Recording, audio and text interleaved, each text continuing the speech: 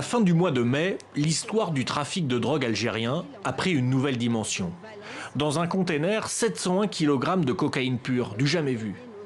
L'armée, sur renseignement des services secrets espagnols, vient d'arraisonner un bateau, et du jamais vu encore, la police est totalement écartée.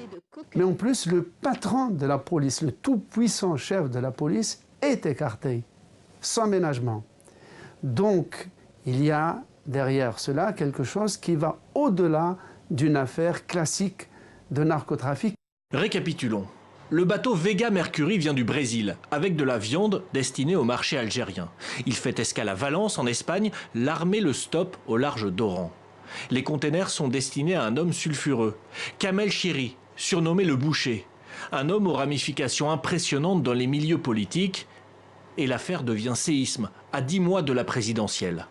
Kamel le Boucher est très lié avec beaucoup d'hommes politiques ici en Algérie, beaucoup de responsables. D'ailleurs, ce n'est pas juste lui qui a été arrêté, mais aussi le fils d'un ancien Premier ministre, Abdelmajid Tebboune, le chauffeur du désormais ex-patron de la police, d'autres responsables politiques et militaires et même des magistrats, même des juges ont été arrêtés. Le président de la République, sans doute candidat à sa réélection, et son entourage ne veulent pas de problème, ne veulent pas de crise, ne veulent pas être inquiétés, être liés à des affaires de drogue. C'est pour ça qu'ils ont fait le ménage autour d'eux. Mais la drogue elle-même est une question, car la cocaïne est rarissime dans ce pays.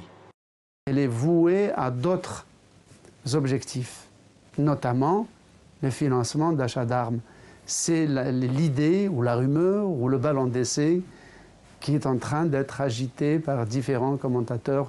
Une forme d'omerta règne sur ce cocaine gate, comme on le surnomme en Algérie. La poudre recèle encore de nombreux secrets.